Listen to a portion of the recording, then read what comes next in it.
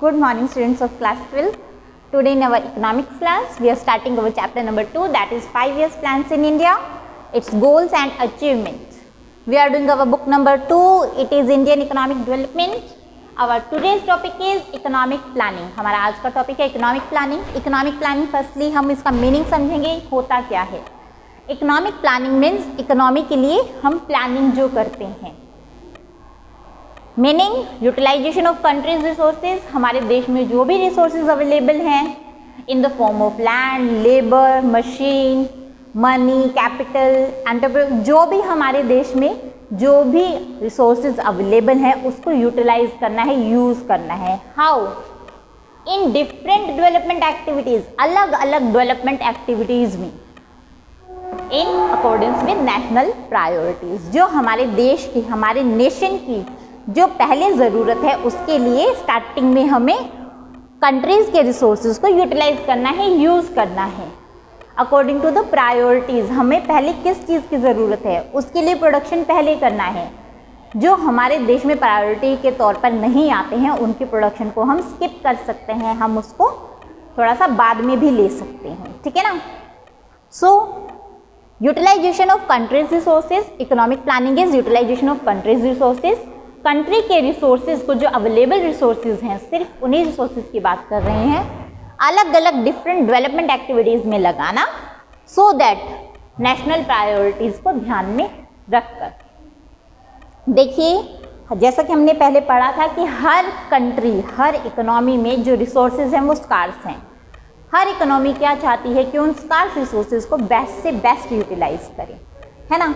तो उस यूटिलाइजेशन को करने के लिए क्या करते हैं, हम इकोनॉमिक प्लानिंग करते हैं कि हम इन रिसोर्सेज को किस तरीके से बेस्ट वे में यूज़ कर सकते हैं, ताकि हमें ज़्यादा से ज़्यादा बेटर प्रोडक्शन मिल सके, हमारे प्रॉफिट्स भी अच्छे हों और हमें सोशल वेलफेयर को भी नहीं भूलना है, इग्नोर नहीं करना है. ठीक है. तो इकोनॉमिक प्लानिंग, अब सवाल उठता है ये जो इकोनॉमिक प्लानिंग है वो करता कौन है. इसके लिए एक स्पेशल कमीशन बिठाई जाती है जो टोटली ऑथराइज्ड होती हैं, अधिकार होता है. आधिकारिक रूप से वो बैठने के बाद प्लान्स बनाती है. वो किसी से भी रिलेटेड प्लान्स बना सकती है, किसी भी सेक्टर से रिलेटेड, कि उसकी ग्रोथ और डेवलपमेंट हमें कैसे करनी है. अलग अलग डिफरेंट डेवलपमेंट एक्टिविटीज़ में वो फॉर प्लानिंग करके उनकी पॉलिसीज़ बनाती है, रेगुलेशंस, रूल्स सब उसके लिए तैयार करती हैं, कंडीशंस वगैरह, और उसके बाद वो उस पर इम्प्लीमेंटेशन करती है. ठीक है ना. नाउ जो इकोनॉमिक प्लानिंग कमीशन है, जो ये इतना सारा काम कर रही है हमारे देश के लिए, कब सेटअप हुई, कब बनी? फर्स्ट जो इकोनॉमिक प्लानिंग कमीशन है वो बनी है 26 जनवरी 1950, 26 जैन 1950 को, under the chairmanship of professor Mahalanobis. He is the professor who was the chairman of our first planning commission on 26 Jan, which was established on 26 Jan 1950. Alright. अब देखिए, इसमें इनकी डेट ऑफ बर्थ और डेथ डेट भी दी हुई है. 1893 में इनका बर्थ हुआ था, 1972 में इनकी डेथ हुई थी. Date of death and date of birth वो था गिवन. कई बार ये भी पूछ लिया जाता है 1 नंबर के क्वेश्चन में. आपका क्वेश्चन कहीं से भी आ सकता है, इसलिए कोई भी आप टॉपिक स्किप मत कीजिएगा, ध्यान रखिएगा इस चीज़ को. इन फेब 2015 में क्या हुआ, जो हमारा इकोनॉमिक प्लानिंग कमीशन है उसको रिप्लेस कर लिया गया. किसके द्वारा? नीति आयोग के द्वारा. अब जो इकोनॉमिक प्लानिंग है वो क्या बन गई, नीति आयोग के नाम से जानी जाने लगी. इसका भी वही काम है, ग्रोथ और डेवलपमेंट के लिए पेस को एक्सेलरेट करना, हमारे देश की ज़्यादा से ज़्यादा ग्रोथ और डेवलपमेंट के लिए वर्क करना. ठीक है. वही नीति आयोग का काम है जो इकोनॉमिक प्लानिंग कमीशन जो करती थी. ठीक है. लेकिन पहले इसको इकोनॉमिक प्लानिंग के नाम से जाना जाता था, अब ये नीति आयोग के नाम से जाना जाती है. Need for planning in India, हमारे देश में प्लानिंग की ज़रूरत क्यों पड़ी, हमें हर चीज़ को करने के लिए प्लानिंग की ज़रूरत क्यों पड़ती है? इसका भी जवाब है कैसे. जब हमारे देश में ब्रिटिशर्स थे ब्रिटिशर्स ने हमारे देश की इकोनॉमी को इतना एक्सप्लॉइट किया कि वो टोटली स्टैग्नेंट हो गई, उसकी ग्रोथ हो ही नहीं रही थी और स्टैग्नेंट होने के साथ साथ काफ़ी बैकवर्ड भी थी। इस वजह से हमारे देश के जो एक्सपर्ट्स थे उन्होंने क्या सोचा, उन्होंने जब ऑब्जर्व किया कि इस तरीके की जो हमारी इकोनॉमी है, अगर हम उसको फ्री फोर्सेस ऑफ मार्केट के हवाले छोड़ देंगे, डिमांड और सप्लाई के हवाले छोड़ देंगे, तो हमारी जो इकोनॉमी है वो ग्रोथ नहीं कर पाएगी। इसके लिए हमें खुद स्टेप उठाने पड़ेंगे, हमें खुद प्लान्स बनाने पड़ेंगे। तो इसीलिए हमारे देश में प्लानिंग कमीशन की ज़रूरत पड़ी, प्लानिंग की ज़रूरत पड़ी। प्लानिंग के अंडर हम सोशल वेलफेयर के साथ साथ प्रॉफिट मैक्सिमाइजेशन और जीडीपी ग्रोथ, डेवलपमेंट, ये सब के सब एक साथ लेकर चलते हैं ताकि हमारी जीडीपी भी बढ़े और सोशल वेलफेयर भी इग्नोर ना हो, सोसाइटी का जो वेलफेयर है वो भी इग्नोर ना हो। ठीक है, देखिए directive planning and comprehensive planning. हमारी प्लानिंग दो तरह से होती है। First one is directive planning, another one is comprehensive planning. Directive planning कौन सी होती है बेटा? Planning is made to direct forces of supply and demand. इसके अंदर जो प्लानिंग है वो की जाती है सिर्फ सप्लाई और डिमांड के फोर्सेस को डायरेक्ट करने के लिए, दैट्स इट। और स्टेट का, गवर्नमेंट का कोई इंटरफेरेंस नहीं होता। सारा का सारा जो भी डिसीजन है regarding the production, profit maximisation, everything it depends upon the private sector और प्राइवेट पर्सन, इंडिविजुअल्स के हाथ में होता है। ठीक है, जितना सप्लाई होगा, सॉरी जितना डिमांड होगा उसके अकॉर्डिंग ही वो सप्लाई करेंगे। और डिमांड भी किसका? जिसमें उन्हें मैक्सिमाइज्ड प्रॉफिट मिले, जिसमें सबसे ज़्यादा प्रॉफिट मिलेंगे ना उसी को ही वो प्रोड्यूस करेंगे, जिसमें कम प्रॉफिट्स मिलेंगे उसको वो इग्नोर करेंगे। इसमें सोशल वेलफेयर को हम कंसिडर नहीं करते। It is the directive planning. Next one is comprehensive planning. ये वाली प्लानिंग वो प्लानिंग है जो ज़्यादातर सोशलिस्ट और मिक्स्ड इकोनॉमी में यूज़ की जाती है। इसके अंदर गवर्नमेंट है वो पार्टिसिपेट करती है in the process of growth and development. Government का फुल्लर पार्टिसिपेशन होता है for the growth and development of the economy. इसके अंदर प्रॉफिट मैक्सिमाइजेशन के साथ साथ क्या होता है, सोशल वेलफेयर को भी कंसिडर किया जाता है। इसके अंदर सिर्फ प्रॉफिट मैक्सिमाइजेशन को कंसिडर किया था, इसमें दोनों चीज़ कंसिडर करेंगे, social welfare as well as profit maximisation. Clear? अब हम करेंगे टाइप्स ऑफ इकोनॉमीज। हमारे देश में इकोनॉमी कितने टाइप की है, कितनी तरह की है? फर्स्ट वन इज, हमारे देश में नहीं, सॉरी गलती से हो गया, टाइप्स ऑफ इकोनॉमीज में हम देश में नहीं, हमारी पूरी जो वर्ल्ड में है कितने तरह की इकोनॉमीज अवेलेबल है। कैपिटलिस्ट है, सोशलिस्ट है एंड मिक्स्ड है।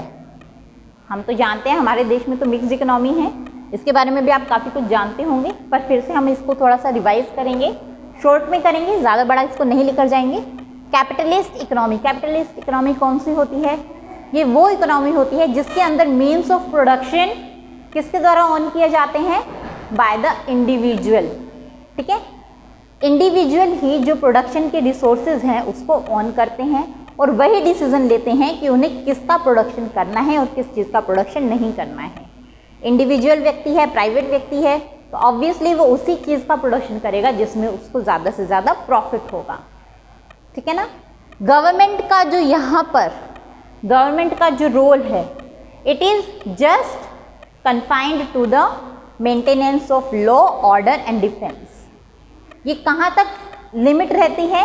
उसका काम सिर्फ लॉ, ऑर्डर और डिफेंस तक ही सीमित रहता है कि उसकी मेंटेनेंस करनी है, अर्थव्यवस्था के अंदर कानून व्यवस्था बनी रहे, ठीक है, ऑर्डर मेंटेन रहे, यहाँ तक ही गवर्नमेंट का रोल रहता है। और गवर्नमेंट का रोल यहाँ पर नहीं होता।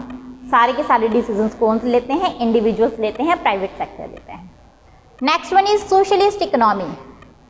सोशलिस्ट इकोनॉमी कौन सी होती है? ये वो इकोनॉमी होती है जिसमें मीन्स ऑफ प्रोडक्शन किसके द्वारा ऑन किए जाते हैं? By the public. ठीक है, सोसाइटी कलेक्टिवली, सोसाइटी के द्वारा एक साथ मिलकर ऑन किए जाते हैं। इसमें ज़्यादा ध्यान किस पे दिया जाता है? सोशल वेलफेयर, सामाजिक कल्याण पर ज़्यादा ध्यान दिया जाता है। इसमें सारे डिसीजंस कौन लेता है? गवर्नमेंट के द्वारा डिसीजन लिए जाते हैं और वो प्रोडक्शन का यूज़ किया जाता है या फिर उस प्रोडक्ट का प्रोडक्शन किया जाता है जिसके अंदर ज़्यादा से ज़्यादा सोसाइटी को फ़ायदा मिल सके, बेनिफिट हो। ठीक है ना? इसके अंदर हमारा एक लूप होल है, एक डीमेरिट है। वो क्या है? जीडीपी की ग्रोथ तो होती है, नो डाउट जीडीपी की ग्रोथ होती है, but in a very low speed, बहुत लो होती है, लो रेट पे होती है। जो rate of growth and development है, it is very low. Okay, it is in the socialist economy. Next one is mixed economy. नाम से पता है, it is the mixture of capitalist and socialist economy. इसके अंदर जो मीन्स ऑफ प्रोडक्शन है, ये इंडिविजुअल्स भी और साथ ही साथ सोशलिस्ट मीन्स कंपनीज ने पब्लिक सेक्टर दोनों के दोनों क्या करते हैं? ऑन करते हैं। ठीक है, मीन्स ऑफ प्रोडक्शन पर अधिकार किसका होता है? पब्लिक का और साथ ही साथ प्राइवेट सेक्टर का। जो गवर्नमेंट है वो डिसीजंस लेती है regarding the social welfare as well as profit maximisation, दोनों के लिए ही डिसीजन लेती है। जो गवर्नमेंट क्या करती है, कुछ पार्ट तो प्राइवेट सेक्टर को सौंप देती है कि आप इस पे वर्क करो ताकि जो हमारी जीडीपी की ग्रोथ है वो मैक्सिमाइज किए जा सके। ठीक है ना? और दूसरा, कुछ सेक्टर्स वो अपने पास रखती है, किस वजह से? कि यहाँ पर मुझे प्रोडक्शन करनी है, ज़्यादा से ज़्यादा बेनिफिट सोसाइटी को पहुँचाना है। तो कुछ डिसीजंस तो गवर्नमेंट लेती है, कुछ डिसीजंस कौन लेता है? यस, प्राइवेट सेक्टर लेते हैं। ठीक है ना? तो इसके अंदर दोनों ही चीज़ों पर ध्यान दिया जाता है, profit maximisation and social welfare both. ठीक है, इसका मेरिट क्या हुआ? इसका सबसे बड़ा फायदा क्या है कि इसके अंदर सोशल वेलफेयर के साथ साथ हमारी जीडीपी की जो ग्रोथ है वो भी काफ़ी एनहांस होके हमारे सामने आएगी। ऑलराइट, और इसका डीमेरिट क्या है? इसका डीमेरिट ये है कि इसके अंदर जो मेनली हमारी जो गवर्नमेंट है, ठीक है, लॉ ऑर्डर और डिफेंस पे जितना ध्यान देना चाहिए था उतना नहीं दे पा रही। ठीक है, जैसे जितना सोशलिस्ट में वो दे सकती है। ठीक है, so these are the types of economies. Your today's homework is economic planning के बारे में आपको पूरे नोट्स बनाने हैं कंप्लीट। इसकी नीड फॉर प्लानिंग, हमें इसकी ज़रूरत क्या है, डायरेक्टिव प्लानिंग और कम्प्रिहेंसिव प्लानिंग के शॉर्ट नोट्स मेंटेन करने हैं, एंड टाइप्स ऑफ इकोनॉमीज इसकी डिटेल में लिखनी पड़ेगी आपको, क्योंकि ये आपको आगे भी यूज़ होंगी। ठीक है, जो चीज़ें आपको बताई हैं capitalist economy, socialist and mixed economy में क्या क्या चीज़ें हमने यूज़ की हैं, किस तरीके से ये इकोनॉमी वर्क करती है, वो सब चीज़ें आपको इसमें बतानी पड़ेंगी। Okay, so this is your homework, make the notes of all of these topics and also learn it. So that's all for today. Thank you, students.